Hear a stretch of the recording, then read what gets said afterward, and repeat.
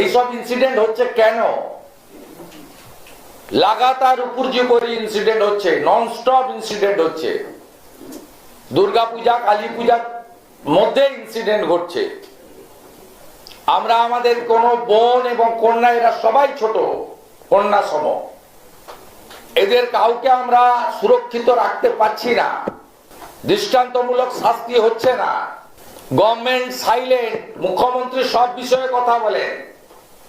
কালীঘাটে জল এলে বলেন ফারাক্কার জল ঢুকেছে কালীঘাটে, ভুটানের জল ঢুকে গেছে পাহাড়ে, যেখানেই জল সেখানেই ডিভিসি। আর্মিকে তাড়া করতে চলে আসেন মেয়র রোডে, তখন ওনার হাতে পর্যাপ্ত সময় থাকে, শিডিউল বানাতে হয় না। ফিরহাদ হাকিমরা গ্রেপ্তার হলে তখন ওনার শিডিউল লাগে না, তিনি নিজাম প্যালেসে এসে বসে পড়েন 5 ঘন্টা।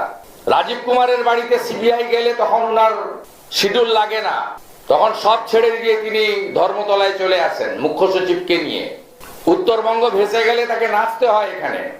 কসবা গার্লস কলেজ থেকে অদ্যাবধি এই মুখ্যমন্ত্রী ধর্ষণ নিয়ে, বোন, কন্যা, দিদি, নারী নির্যাতন নিয়ে কোনোদিন একটা শব্দ কোথাও বলেননি কেন? শেষ আমরা শুনেছিলাম অভয়ের ঘটনায় 14ই আগস্ট 2024 বিহালাতে ফ্রিডম এট মিডনাইটের অনুষ্ঠানে